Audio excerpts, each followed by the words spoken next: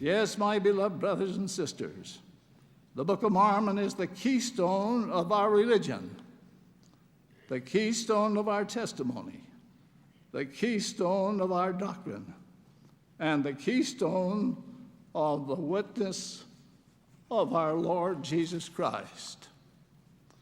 The second great reason why we must make the Book of Mormon a center focus of study is that it was written for our day. Hey, Mormon. What Hey, you can I doing, get your Mormon? church Mormon. cult, Mormon? Your church Going to will hell, call Mormon. you Mormon. Hey, Mormon. Bible Get out of tells me my you're face, going to hell, Mormon. Mormon. Get out of my face, you Mormon. I have been called a Mormon. I have been called a Christian. I am not a Mormon. I am not a Christian. I am a child of God, and my master is Jesus Christ. I am a Latter-day Saint on fire.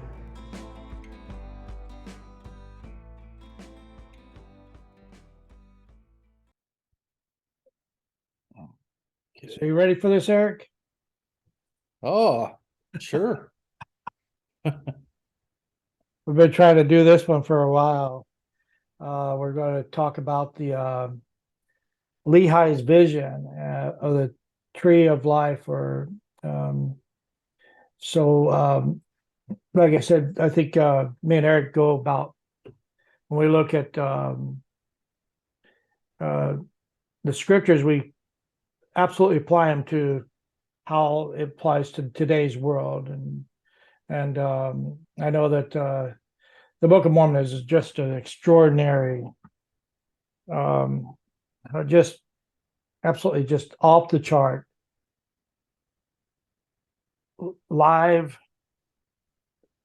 almost like a how would you say it? It's for our time. It's written for our time. We can absolutely just whatever the Book of Mormon is saying, it is dynamically, or it's happening right now in our culture. And the Tree of Life is something that I've absolutely fell in love with, or the Lehi's vision is something I've really fell in love with the with his perspectives and how it dynamically looks at how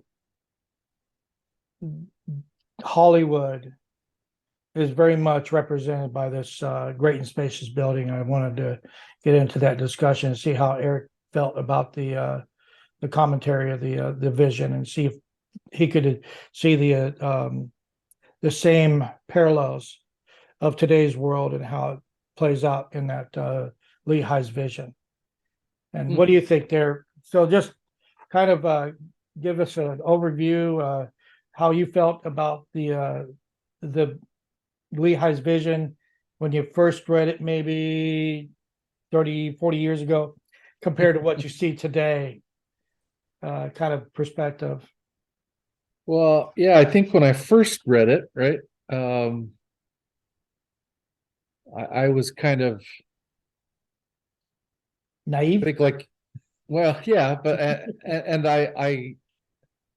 I got maybe the main point of the story. I thought was, oh, well, you want to stay on the path and don't be led astray and get to the tree, right? Which is not, it's not untrue, right?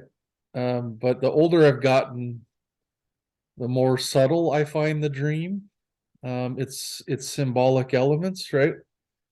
And in particular, the more the metaphor of the great and spacious building has resonated with me. In particular, as another way of sort of representing Babylon and how it how easy it is to be seduced by trying to walk the path by Babylon's terms, by the great and spacious building's terms, right? Right.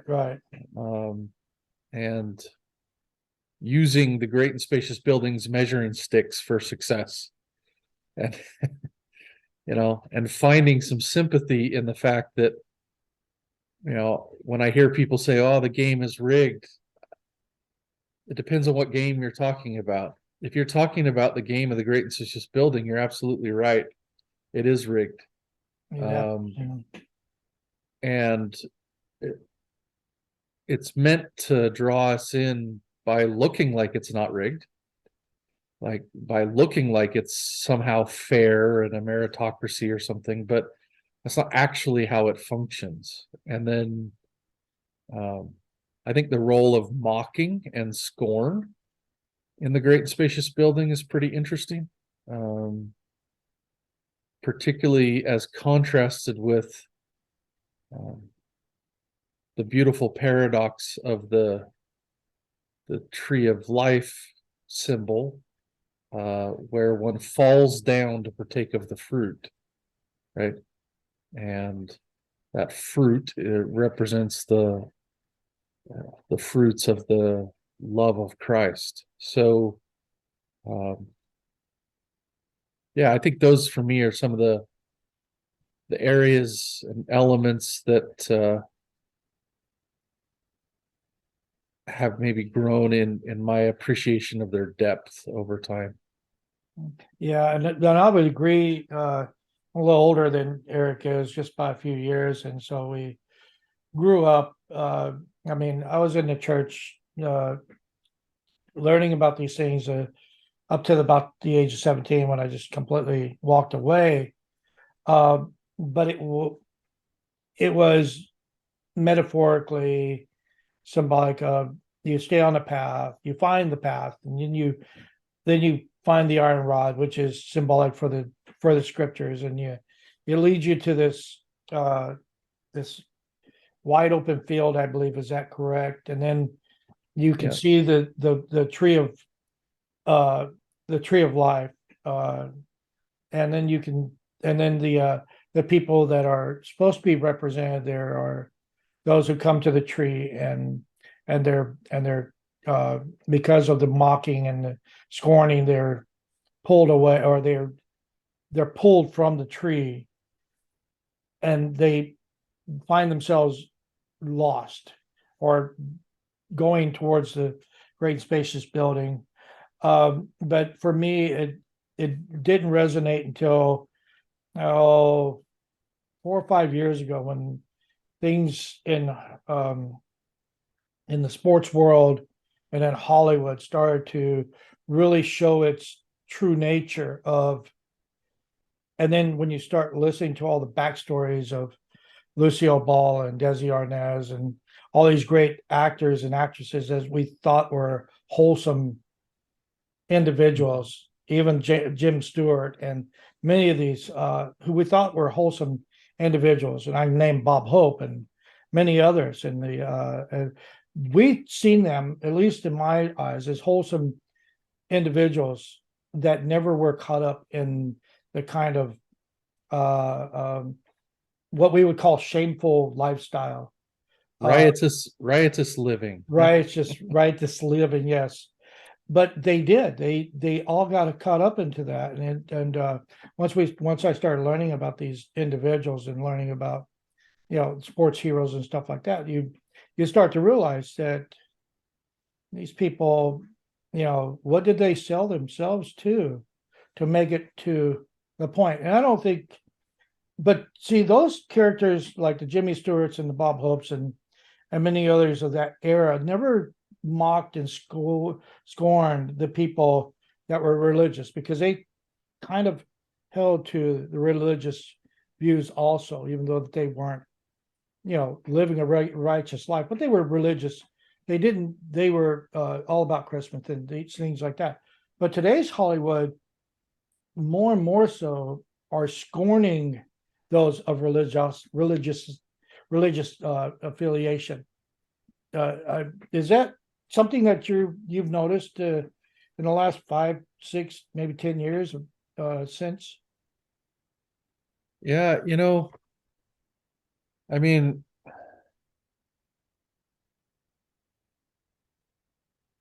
huh. I don't know if I've paid that much attention. I did. I don't believe this thought was original to me. I think a friend of mine shared it with me, but it's lost to the mists of time in terms of who exactly that was, but I enjoy reading fantasy novels from time to time.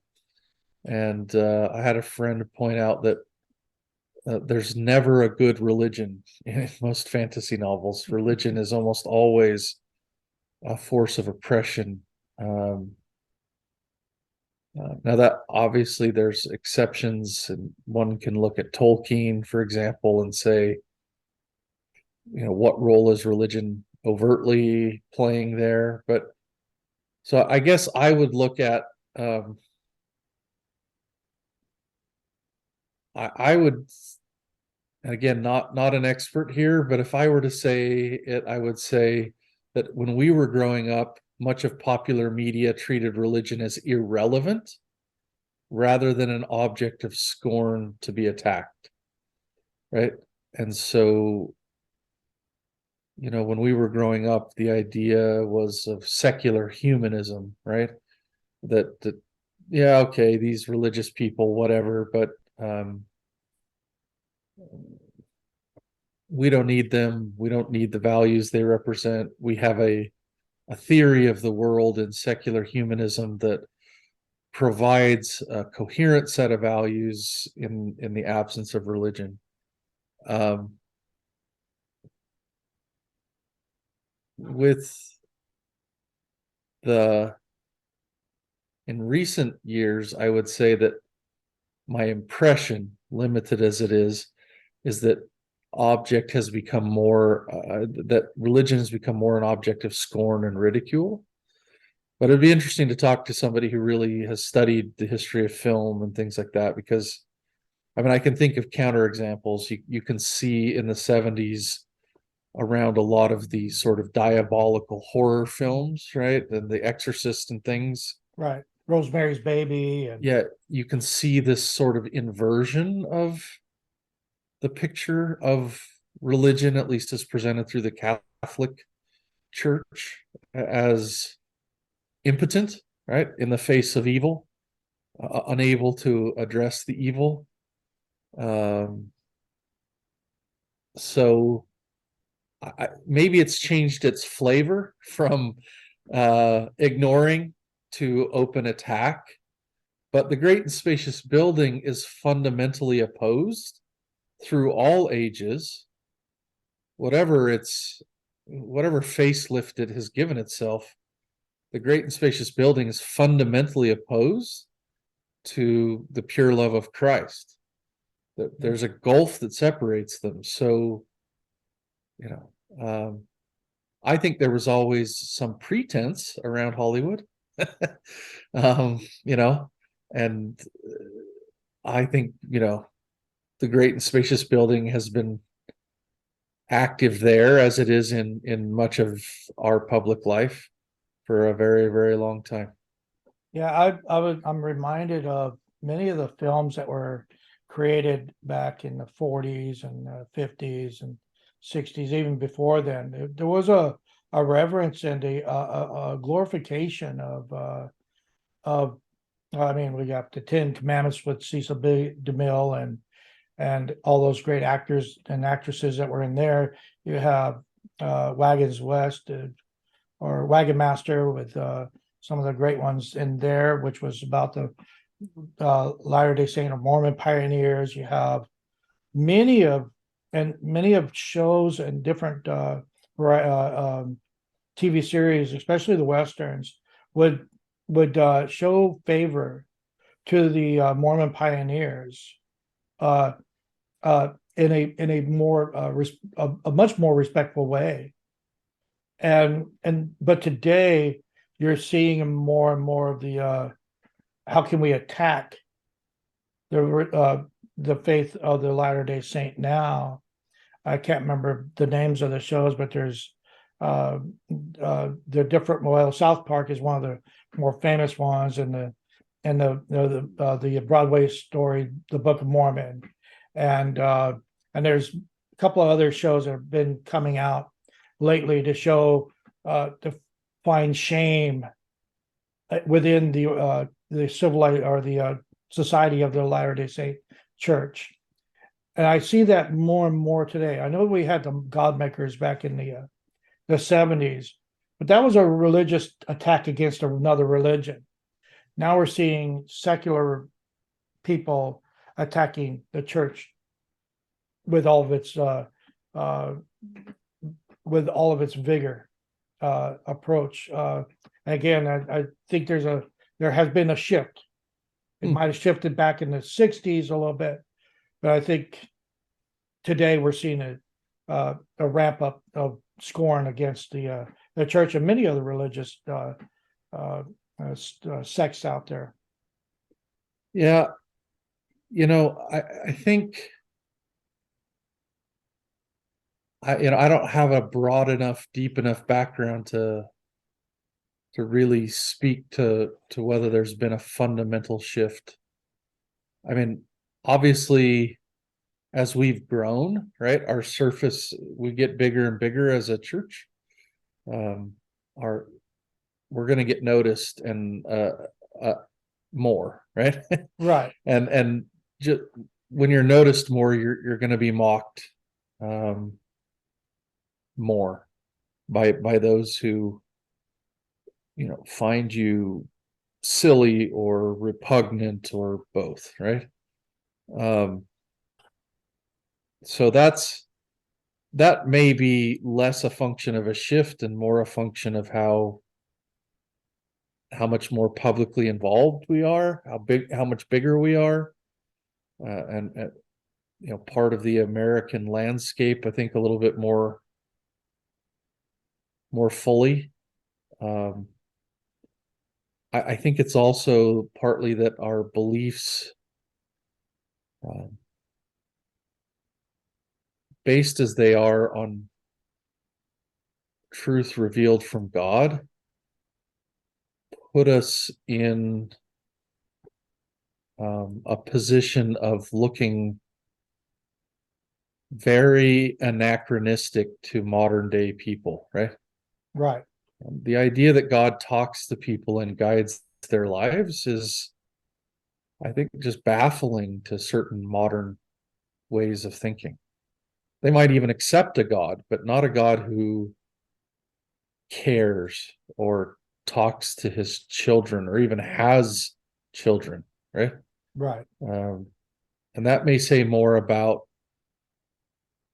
the stage of sort of, I'm going to steal something from Dr. Lily Hoyos, De Hoyos Anderson. She has a great podcast. I think it's called Choosing Glory. And she had a presentation or a discussion that she had on individual expressivism as sort of our current malaise. And that individual expressivism has no room for being yoked to God, right? Right. It might have room for a kind of God, one who is, That I created. yeah, and one who's not going to interfere too much, right? Right. Who will back me up on the things I care about, but not room for a God who, It's created by a religion. a God who is going to demand things of me, right? Right. Right. A God who's going to try to change things in my life when I invite him in, not a God who cares and wants us to live in a particular way, right? So there might be room for some sort of passive God in that view of, he's represented by some kind of universal laws, but not for a personal God, one who knows us and is intimately involved in our lives and has some standards and expects things of those who choose to make covenants with him. Yeah. And I would say that within the secular world, I'm going to reach here for a second. Within the secular world, there is definitely a lifestyle that is that separates them from the kind of God that of expectations of morality. I mean, I'm going to just dive into it where I want to go eventually, but since we're already there, we might as well go. Let's do it. It's quite interesting that there's two groups of people that reach the tree. There's those that just come and they partake of the fruit, they taste it, but then they hear the mockings and the sarcastic remarks from the Great and Spacious building, and they become ashamed of being religious. And they see those who are up there in that Great and Spacious building as being the highest of all echelons of popularity. You look at the world today, everything that we do. I mean, even we're making videos here. Do we want popularity? In the right way, I guess. You know what I mean? We'd like to share our message and have some following and say, hey, we just want people to, share this and to participate in this. But we're not looking for monetary gain. In the Great and Spacious building, there's the jewelry and the wealth that goes along with being in that Great and Spacious building. There's this kind of idea that if you make it there, there's no higher place that you can be. And people that walk away from religion or walk away from that tree of life are willing to walk through the mire of the waste water or the wasteland in order to make it to that. And that to me, the place they have to walk through, and I'm going to find what that is. It's a river of filthiness. Yeah, the filthiness of the water. That filthiness to me represents the drugs, the alcohol, the sexual lifestyle you have to live in order to move up from the bottom. I mean, so many had to sleep with their managers and everything else just to keep moving up until they reach the pinnacle of where they seem the upper echelon people to be. And that's my personal understanding of this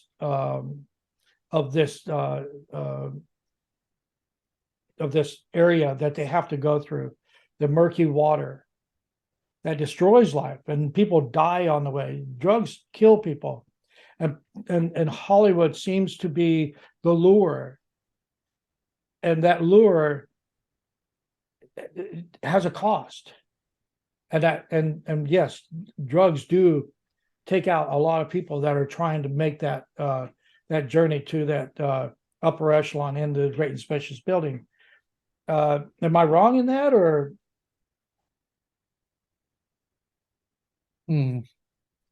I don't know. I don't know that I'm fit to judge whether you're wrong. I guess I would say is that Hollywood, and even by using that term, we're dating ourselves, because I mean, a lot of what gets produced now isn't necessarily from Hollywood, right? We've got other content creators, and the diversification of voices has allowed other people to speak through the medium of film and movies, and I think that opens opportunities for interesting projects, like The Chosen, and some others that. So I can't say that it's sort of a one voice, but I would say that our modern myths in our movies, right? Um, my wife and I have a standing joke that if it's a good television show that we're watching, and there's a strong marriage, then something's going to happen to the marriage, right? Like, Yeah, like there's and maybe because it's anti-dramatic, right?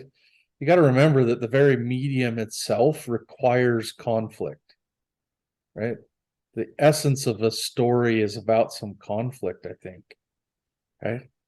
And it invites, particularly if you're doing something character driven, it invites us to dwell on interpersonal conflict rather than, say,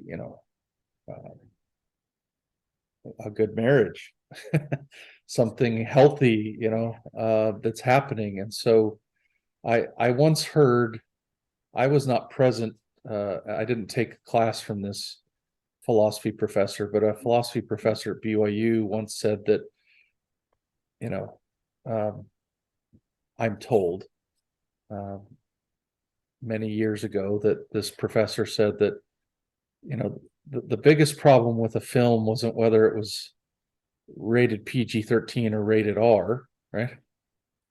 It was whether it portrayed good as good and evil as evil, or flipped them and portrayed good as evil and evil as good, right? Uh, and I think that's an interesting question in literature in general, right?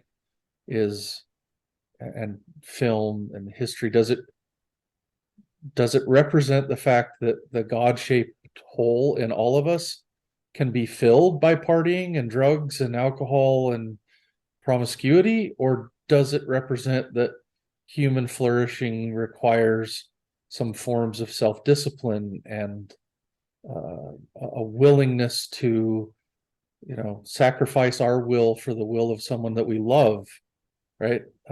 Sometimes in order to have the kinds of relationships that really bring joy and strength and resolve, right? And um, I think that's a weakness. Again, not qualified to make this statement, just my own sampling, is that's what I kind of look for in a good story, whatever the medium is. Are you showing me something about life that has the ring of truth to it, right? And if you're telling me that you can use drugs and alcohol and sleep with whomever you want, and that there are no side effects to that, let's even leave the loaded word consequences aside, though I think there are consequences, both eternal and temporal, right? right. But just look at it from, is it going to get you what you want? I think the witness of thousands and thousands of people is no, it doesn't. And so if you have a story that's built around that lie, that it's all about me and all about what I want, that somehow is going to get you to the top and you're going to feel fulfilled, well, then that's a wicked story, right? Right, It right. presents the lie as a truth, and it's it is a fantastical story at its root. Doesn't have truth in it. Yeah, and I'm definitely into those movies that are inspirational. Usually, it's the Christmas movies that are most welcome to me are the ones that man is lonely, woman is lonely, and they end up finding each other because of fate and they fall in love. But there's always it seems like there's always a Christ-centered idea in that. And now, I mean, Hollywood is the secular Hollywood are more in tune with the Santa Claus and the elf and things like that, and have really moved away from talking about prayer and Christ and things like that in a lot of their secular movies today, as far as even the Christmas movies that they portray. And versus what I've seen in the past where, even it's a wonderful life. It portrays a praying people who are animately and vigorously praying for poor old George, who's about ready to go to prison. You see that in those movies, and you see those in there's some really good movies out there. There's still some really good shows out there that are still coming up with Christ-centered. But when it comes directly out of Hollywood, it seems to, or that, but Hollywood's a kind of a foundational place for me. It just all kind of, that's where the root of this idea is, of movie making outside of but we know that they travel all over the world, make different movies, but Hollywood seems to be a symbolism of the secular movies in my mind. Yeah, and I guess I look at it from a perspective of again, I don't mind so much if the movie is secular if it has the ring of truth to it, right? Right. If when people act, there's consequences. If when they behave poorly, we see that hurts people, it's not glorified, right? Right. I in a sense, the hero's journey as popularized by Joseph Campbell, right? It was a student, I believe, of Carl Jung's, gives us this opportunity to say, wow, there's a call to greatness, right? But too often that greatness is something like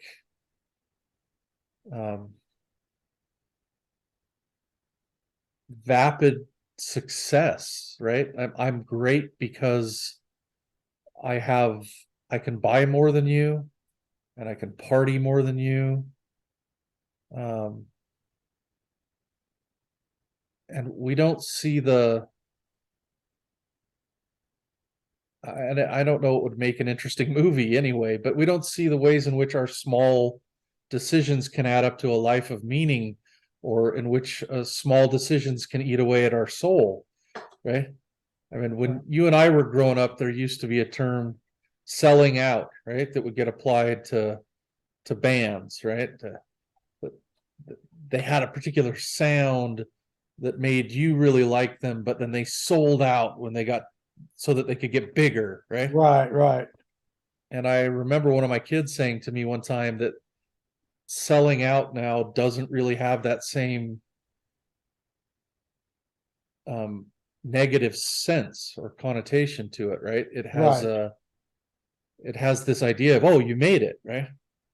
And it was interesting, and not that we were right, because I think a lot of us were, naive and about what rock and roll meant and all those sorts of things. But there was this strain of, hey, can you do art for art's sake, or are you doing it to make a buck, right? Right. And now I think there's sort of a cynicism that's like, of course we all know it's to make a buck. Wink, wink, nudge, nudge. Like there's not even a pretense. And we see things like the hashtag Me Too movement that really shed a lot of light on how horrible a lot of female actors are treated, or the actresses are treated, right? Right.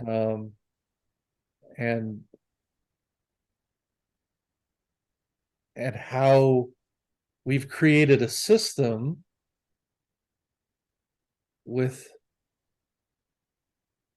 that is so hypocritical, right? In the sense that, oh, it's about the liberation of women, while women were being preyed upon to portray this alleged liberation, right? Yeah. And so I think that gets at the character of the great and spacious building. Again, I'm not really qualified to say if it's intensified, though my personal feeling is similar to yours in that it seems like it has, right? But when you look at it from the perspective of what can the great and spacious building offer you, right? It offers you the hope that if you just do enough things, right, that let's call them wrong things, right? But if you just cut enough corners, you'll get to the top, right? Right. But one of the interesting images of that building, if I'm not mistaken, if I remember correctly, is there's no foundation mentioned. It doesn't have a foundation. It's not built on anything real. So it is the ultimate sort of fraudulent scheme, where a pyramid scheme, right? Where the people at the top represent a happiness to us that they Right. don't actually have, in order to get more people to try to come in and keep them propped up, right? Right. And that, I think, is part of the fundamental structure of the great and spacious building, is that we all agree we're not happy if you got them in an honest moment, right? But we're going to pretend to be happy and thoroughly happy. I mean, look at the number of successful actors and actresses whose lives fall apart in very real ways, even though they're making money that most of us could only dream to make, right? And Yeah, that should ask us a question. Why are these supposedly successful people needing to turn to drugs to escape and dying, right? I And mean, that was where yeah. that was where I was going. I mean, if you are that successful and that happy, why do you need an out? Well, I think Which we is could go. drugs. Yeah, which is drugs. Yeah. Well, let's look too at the heroin epidemic in our country, right? Because we can take it even further. Why are so many of our brothers and sisters, many of color, but also many of Caucasian descent, why have the richest society in the history of the world has created this incredible drive to escapism into movies, into drugs, into pornography, into human trafficking? Like, we've just doubled down on treating everybody else like objects, and our needs are the only needs that need to be met. And when it doesn't make us any happier, we just double down again.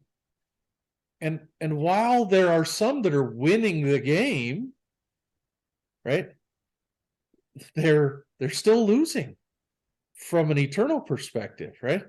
Yeah. And they're having to dull their lives with alcohol and drugs and pornography and like you'd think, man, you can travel anywhere in the world, you can do whatever you want, like you have all of the freedom, none of the constraints, and how do you use it?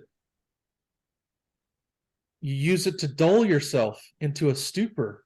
Yeah. I mean, and escape. Why? and if you look at, and I'm going to give you an experience, and I'm going to show you the contrast to that because it just happened, and it's just like, and I know that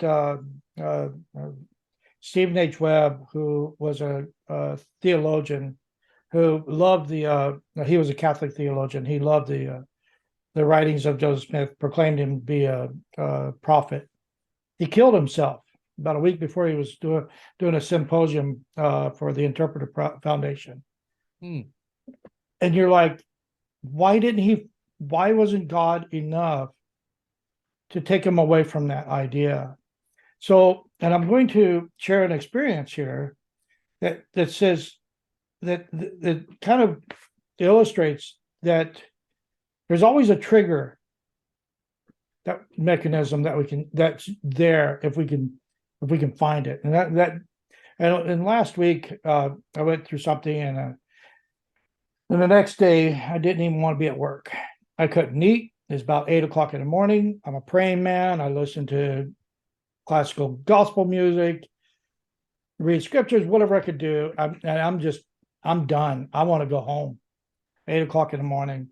And I'd started at 6 o'clock, and I'm searching, and despair was a light word to say where I was. But I was reminded to read the section 121 in Doctrine and Covenants, which is, where art thou? Where is thy pavilion? The height of thy place. And Joseph Smith is going through this sequence of your people, your saints, and it's always about, and he's never talking about him. I'm suffering. I'm doing, no, he's not saying that. He's saying the saints are suffering, and he uses their suffering and what, and then all of a sudden it changes where the Lord speaks back to him. He says, you are not like yet like Job. If you endure this well, you will be exalted on high, and keeps on using the word you. And I thought that, and all of a sudden, as I'm reading that, I was flipped 180 degrees, and I was as happy and as high on life as anybody could be. And I'm like, what just happened?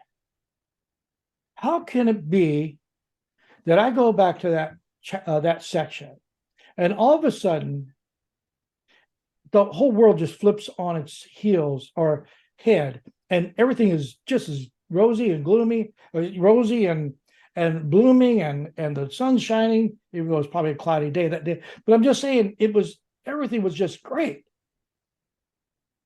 And why was I able to flip that? Why, or not me? And there's always a trigger out there for everybody, I believe, that if you're listening to the Spirit, he will direct you to a place where you can find that joy again. And sometimes we miss the cues of where that can be, because the noise of the world is so loud. And it's unfortunate that some people, like Stephen H. Webb and so many others who have taken their own lives, they didn't find that trigger that could help them. And it's like, well, and I'm glad, for me, I'm like, wow, I'm glad I found it. But within the world of Hollywood, they'll never find the trigger that can flip them over, or to give them a more enlightened outcome of life without those things that the drugs and alcohol and things like that, because it's so loud in their heads that they can't listen to what could take them out of it, I guess you should say. So anyway, I just thought that was, but I think it's very noisy out there, and people are missing the cues on how to make their lives go from despair to instant celebration. Well, I think a couple of thoughts in response to that. My heart goes out to the family of Stephen H. Webb. Stephen Webb. I am diagnosed with clinical depression, and I can say from personal experience that there hasn't been one trigger like you experienced for me. Even Right. studying the scriptures, there are days when I still have depression as my companion, right? Even though I believe in God, even though he's done tremendous things in my life and for me and my family. And I know to some degree what it feels like to just want the pain to end. Right? Yeah. And so I think we have to be cautious about saying, well, if they just read the right scripture or found the right thing, then everything would have flipped around. I'm super happy you had that experience. And I do believe some people have that experience, and I think it's a great It's a tremendous blessing. That hasn't been my experience.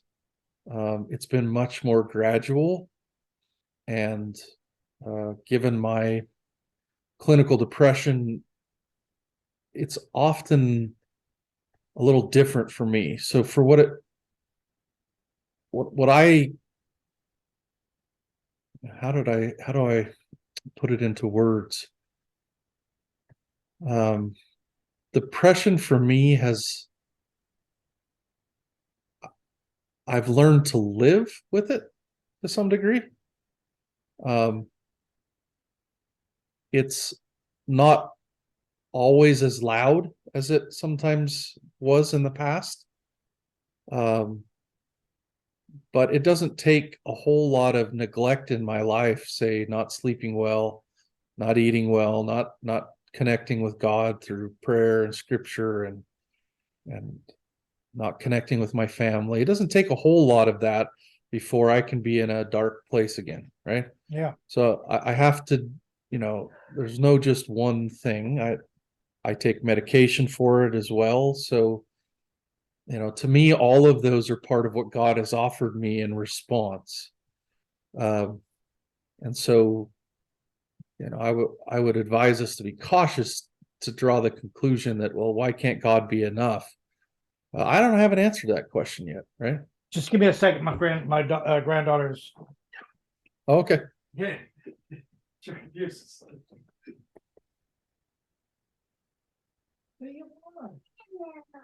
You got a banana? Yeah.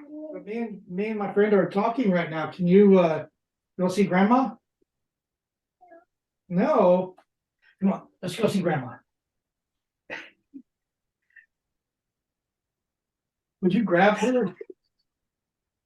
Well, I thought she came in here and asked me what you're doing.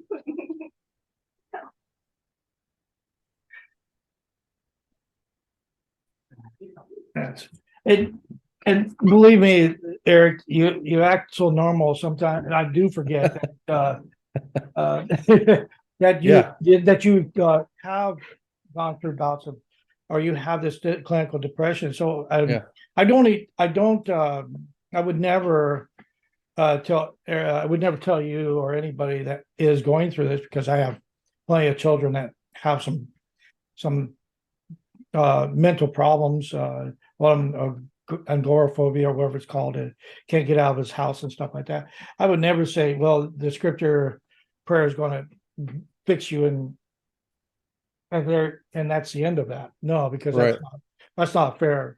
But I'm just expressing my own experience that I wanted to express anyway. I was trying to find a way in. But again, for some people, like I said, you say and you hate probably using the word, I just learned to live with it. I think you don't like that phrasing in that, do you?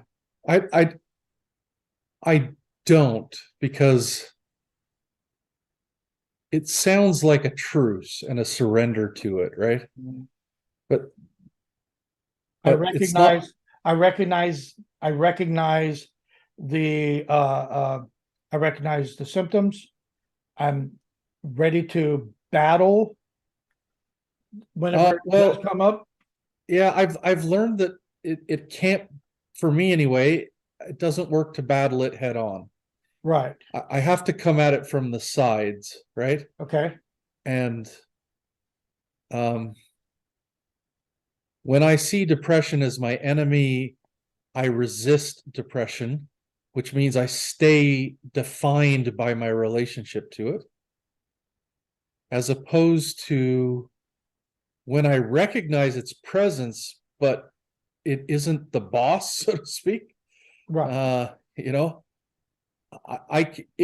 It can be my companion on my journey, and sometimes it shows up, and sometimes it's really quiet and far away, right? But Yeah. it's not the aim of my journey, and it doesn't define me. My life isn't about beating depression, right? Right. My life is about something I hope more meaningful than that. And as a result, with the proper treatment, my depression is manageable, right? Mhm. And often I will go long periods without it being there, and then it'll crop up again for a while, right? Yeah. And that's happened in my life, and I don't think is going to go away, right?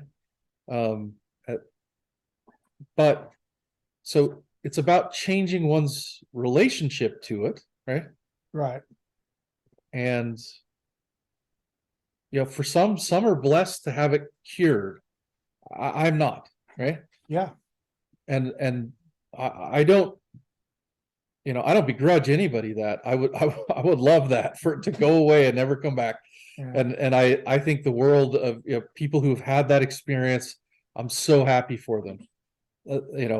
I thought I was having that experience as a younger man, and then I had another severe bout and another, and I've not been plagued with a severe bout in many years, thanks to the Lord.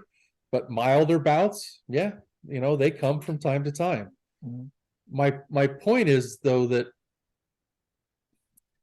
I suppose I could interpret that as saying, with the people represented in Malachi, right? How have you loved me, God, right? Yeah. Or I can turn the very same set of events around and say, look how you've loved me, right? Look how I've been led to things and people, including medication, including an amazing Mennonite therapist that I had for a while, who helped me begin to rebuild a life that understood that depression was part of the tapestry, but didn't get to dictate the pattern. Yeah. Right. Yeah. And so, and yet what I've also learned is that whether we call it depression or addiction or other things like that, often the way these challenges show up in our life can invite us to idolatry, right? And all idols are mirrors at the end of the day, because I build them. They can only reflect back me and what I want. And so, in a sense, even the great and spacious buildings mocking isn't about me. It's about them. They need to feel something about them, right? Right. There's a guy named Ed Calderon. I just watched an interview that he did with Lex Friedman, and his mother, at least as he reported it, said something very, very wise. He grew up in Tijuana, and his mother said to him, Ed, no one is against you. They're just out for themselves, right? And I in a sense, I mean, that's so incredibly wise and profound. And it seems to me like that's the slogan, to a certain extent, of the great and spacious building, is we are out for ourselves, right? And whatever they do is about them. And that's why it's so sad if we have Christ here who's giving us something because he's about us, right? He loves us, and we turn our backs on him for something, whether it's drugs, alcohol, sexual promiscuity, dishonesty, money. It could, you name it, it can run the gambit, right? Intellectual pride, that's one of my weaknesses, right? And all of these things we can substitute for the living God of Christ, but in the end, they're all just mirrors. They're all about us, right? Right. And that's why they can't ever save us, right? We hope they will, right? We're thinking, hey, this will make me happy. And so, in a very real sense, though this isn't part of the actual text, I read the story of Lehi's dream and that journey as one of coming to have a loving relationship with God versus hiding in the idolatry of the great and spacious building, right? Here's an interesting point about, or when we're talking about the great and spacious building, I think it's just, like I said, I think it's a phenomenal, right? Image of what we see today in that Hollywood village. You we don't see inside the walls of the building. We only see the people on the balcony. And I can only imagine that they are being held at gunpoint, saying you better look happy, you better look satisfied, you better look, and you better mock those who are down, because we want you to invite the more vulnerable towards us, so we can have our pleasures with them inside the building, as I did with you. Yes. You know what I So, mean? Because Yeah. all the only way to be inviting is to show your very best. But those who look like the very best have already been in the building with the worst of kind. But yeah, I just would be, I guess I agree with you in the broader sense, but I'd be cautious about limiting it to Hollywood, right?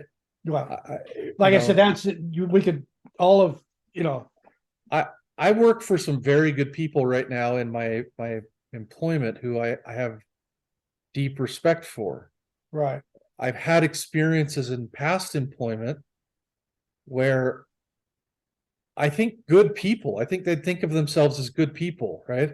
And they're right, probably good to their neighbors and their families. But sometimes I wondered about the decisions they were making, right? All for the sake of making sure that you know, our valuation of the company, wherever that was, right, was the right way. So I don't think this is a problem that's limited, say, to Hollywood. In fact, the great Jewish philosopher Martin Buber, when he talked about the question that God asks Adam, Adam, where art thou? Right?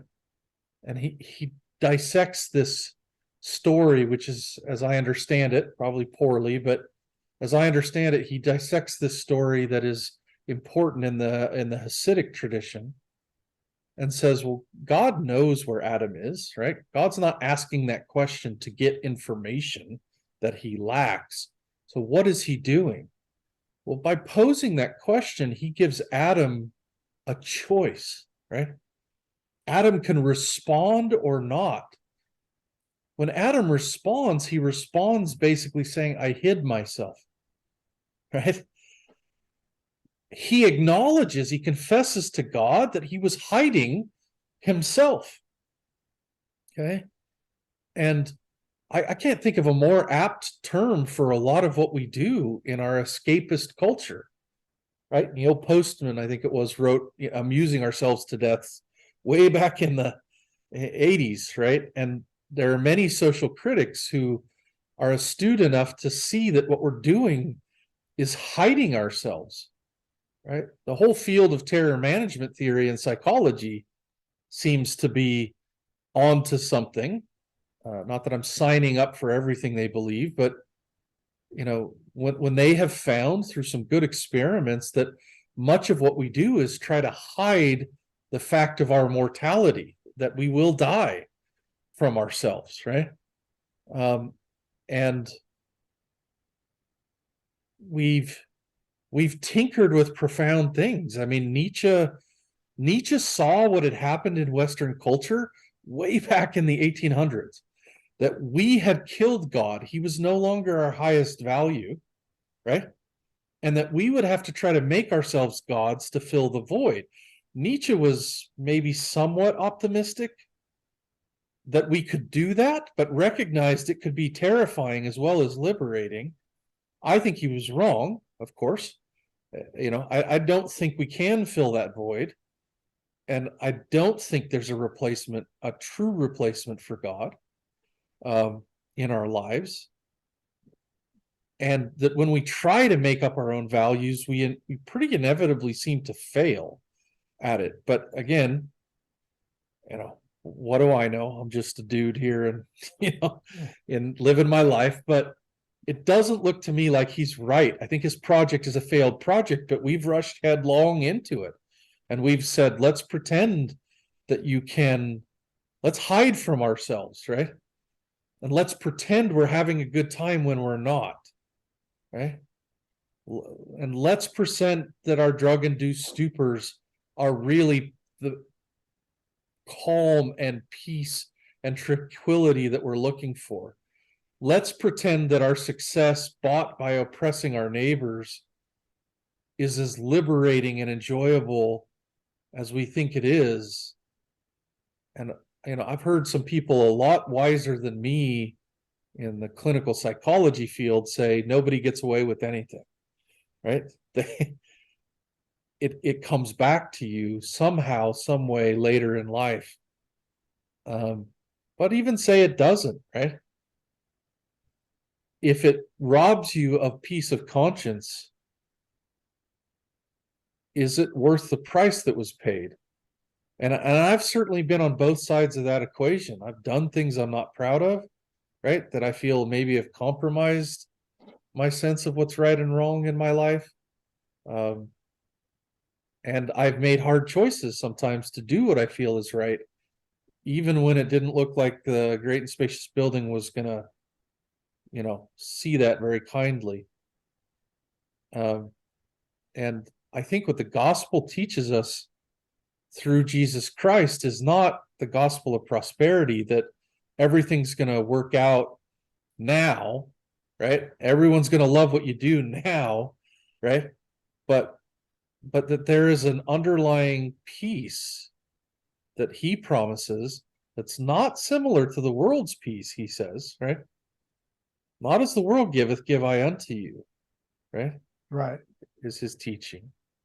And that somehow that peace that's of a different kind or quality is profoundly available when following him and profoundly unavailable in the Great and Spacious building. Yeah, and I was just going to talk about this. This idea of hiding oneself, hiding one's despair through enhanced drugs or whatever. And you think about the world of Babylonian Hollywood. I'll go that way, Babylonian Hollywood, where Okay. because all of Hollywood is not evil, but the Babylon is that Great and Spacious building. And I'm talking about, and because I'm pointing it towards the actors and actresses and those who play a part in movies, they essentially are acting out or acting outside of their true human character 70% of the time when they're engaged in their roles, because they have in order to be a really good actor or actress, you must study the part, you must become a part of that character, and then you must portray that character before the camera or on stage. And so 70% of your life is basically hiding one's true character or true nature behind the disguise of a character that is created for you. Huh. And then that's why, the Great and Spacious building, you have these people who I would say that truly in their hearts are miserable, but because they can play the part, they can tell the greatest of lies. Yeah. I'm going to go back to something that, again, I heard second or third hand about philosophy of film and acting, which is, I think all good actors are able to conjure up something like the emotion that they're trying to convey, right? But but there's almost a moral note, right? Of whether there's, let's say you're playing the villain, right? Is it a villain who, and believe me, I get this wrong all the time. I mean, I'll sometimes really enjoy a villain who just seems to relish his evil role, right?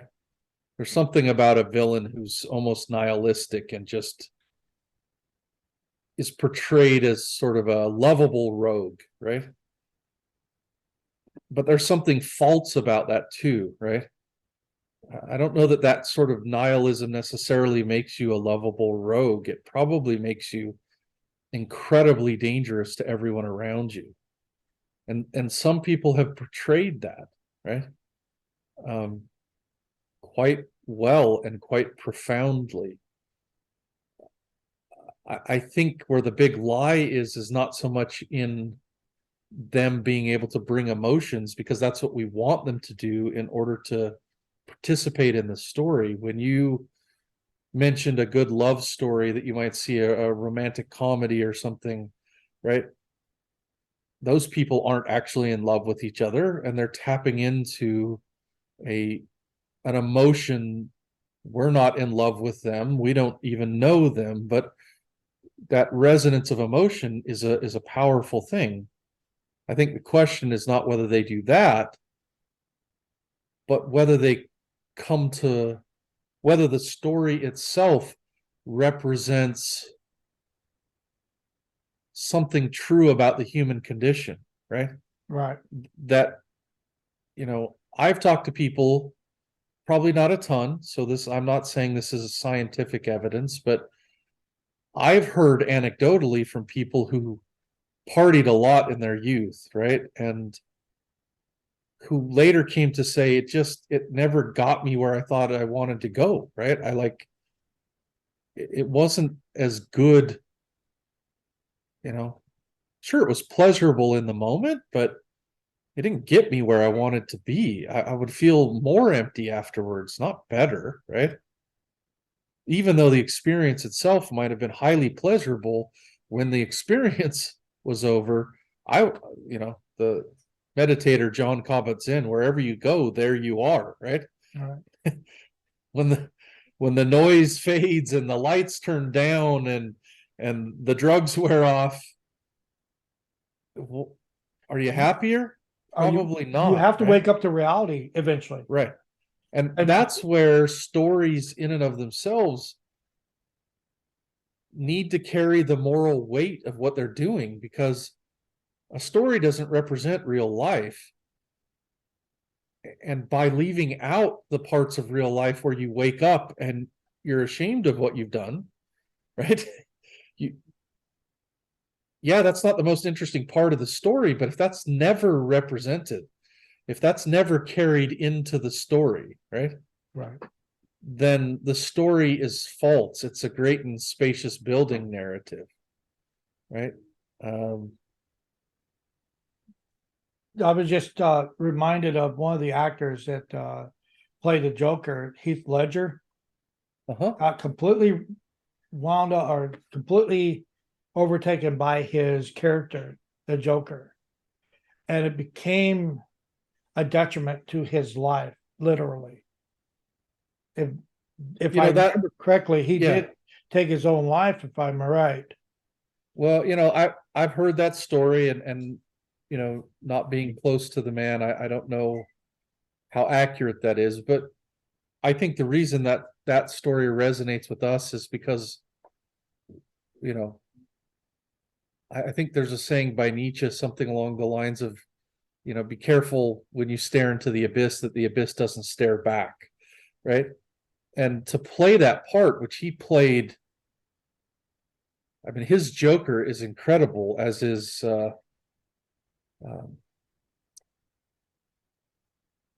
Joaquin Phoenix, right? Right. There's a sense of evil in that nihilism, that lack of meaning, right? That in the chaos that is so profoundly disturbing, right? That I think, to me, both of those portrayals have a ring of truth in them. And I'm saddened if we lost an actor because they went so deep in trying to actually stare into the abyss, right? That seems too high a price to pay for telling a story. But I can say that both of those portrayals of the Joker, from my perspective, have something of truth in them, because there's a desperation to the nihilism that drives the activity, right? Right. It's, if I stay still too long, I'll have to admit that there's nothing for me here, right? It intrigues me. I've been studying lately a little bit, pondering more than studying, I guess, but pondering God's statements in the scriptures to be still, right? He tells Moses to be still and see the salvation of the Lord when they're about to be free. I mean, the Egyptians are upon them, right?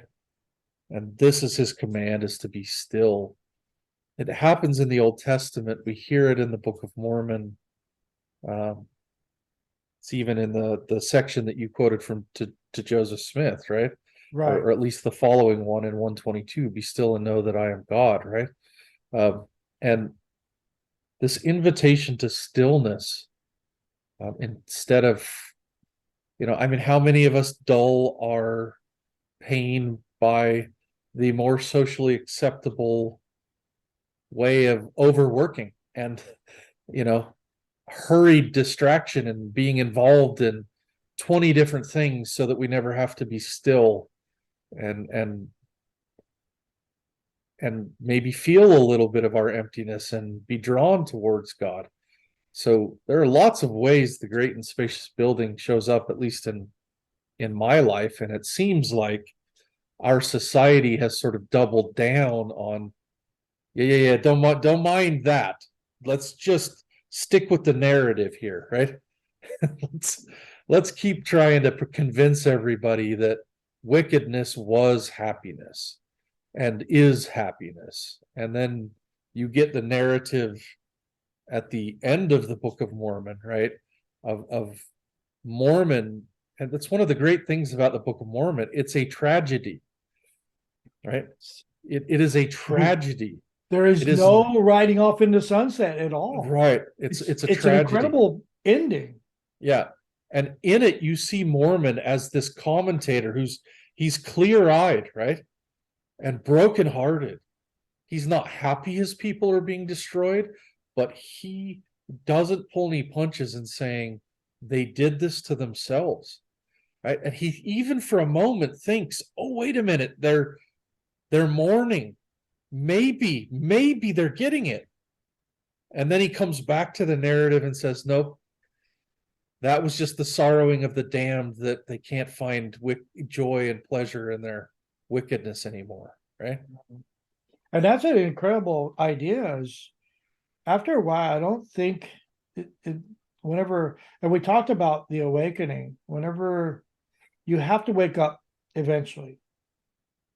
And when you wake up from all the riotous living that you've been a part of, it either puts you in such a dismal state of despair that there's only one solution to it, or you find your way. I'm quite amused by, I'm sure you know the punk band, maybe the New York Dolls. Heard of them. Yeah, I haven't really followed their music. Killer Kane was one of the band members. He became a Latter-day Saint eventually. It's a great story. Arthur Killer Kane Arthur Kane was his name. They put Killer in there. But yeah, he went through that riotous living, and when he was put in a position where he had to wake up, there was a Book of Mormon sitting right there for him, and he was able to find solace through that. Some people have that opportunity to have the awakening, have the blessings from something that allows them to finally break the bonds of Satan's reign on them and say, you know what, I got a new master. And this master, though he expects much, he offers everything at the same time. Yes. He expects it all and he gives us everything. Yeah. And it's I'm reminded that you know, Adam Miller, who is a member of our faith and I think a deep thinker. I appreciate his thoughts. They've been important to me. Has a statement in a story and a quote that I think I can give word for word, but I'll do my best to paraphrase it accurately. But he's talking in the book about some feelings and impressions he had after the death of his father. His book is his newest, I think, Original Grace. Anyway, he says something along the lines of, I am reminded to surrender that life is not something that can be won, it can only be loved, right? It's as if the two things are at cross purposes, right? We can play the great and spacious building game of winning and losing, or we can play God's game of love, right? Yeah. I'm not using game in the pejorative sense here, right? Maybe more like game theory, right? And you can play either game in the same world, the same factual place, right? But they're not the same games, and they don't overlap with each other very well, right? Yeah, I'm that's quite interesting. You talk about there's one perspective of gaining the riches of the world and how success will what would you say would be the uh be something that is supposed to be satisfying, but when you have all the riches in the world and there's nothing more to gain, you just, what do you do? I mean, if somebody owns a mansion, huge mansion, they can only sit in one part of that mansion. Now, that doesn't mean I wouldn't want a mansion and have all the audio equipment in the world and all that. Don't get me wrong, but you could only be at one position in existence at a time. You cannot fill the whole mansion with yourself and find some kind of greater joy than somebody who's having joy just playing a game of basketball or football or something of that nature, or playing a video game, or a grandchild in the lap, or who's just happy as can be. Eventually, it all comes down to human interaction, and the more you can have that human interaction outside of the mansion place, the more the happier you can be. I said can be. Yeah. I don't think should, or any expectation other than as much as you can be, because a mansion is a very lonely place when there's nobody to fill the mansion. Yeah, agreed. They throw lavish parties, Well, to fill the space of the mansion. isn't that the beautiful story told in A Christmas Carol by, a great writer, Dickens, right? And it's the change of Ebenezer Scrooge, right? He has it. He has the money. He has the mansion. It only really becomes joyous to him as he comes into relationship with his past, with his nephew, with God to some degree, or the spirit of Christmas, and with the Cratchit family, right? And it's as he becomes human and willing to get into the messy world of humanity that his money begins to have paradoxically more meaning for him and less, right? Yeah. Because he's Yeah. willing to give it away in order to share humanity, and I would say the spark of the divine in all of us, and to try to foster that. Anyway, I think it's been a lot of fun. I'm cooking dinner tonight, so I'm gonna go cook some dinner for the family. So we'll have to do this again, man, after the holidays. Well, thank you so much, Eric. Again, it's been a pleasure of mine too.